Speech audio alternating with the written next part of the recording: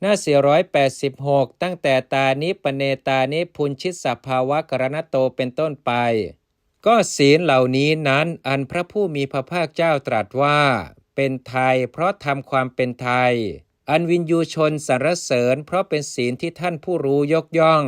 อันกิเลสไม่จับต้องเพราะเป็นศีลที่ตัณหาและทิฏฐิจับต้องไม่ได้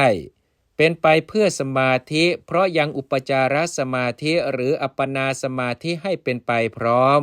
2 บทว่าศีลสามัญญคโตวิหรติมีความว่าผู้มีศีลเข้าถึงความเป็นผู้เสมอกันกับภิกษุทั้งหลายผู้มีศีลงามซึ่งอยู่ในทิศาภาคเหล่านั้น2 บทว่ายายังทิฏฐิได้แก่สัมมาทิฏฐิที่สัมปยุตด้วยมรรคบทว่าอริยาได้แก่หาโทษมิได้บทว่านิยาติได้แก่พาออกไปบทว่าตักกรัสสะได้แก่ผู้มีปกติธรรมอย่างนั้น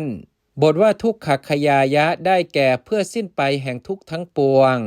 คำที่เหลือจนถึงประเภทสมถะเป็นที่สุดมีเนื้อความตื้นทางนั้น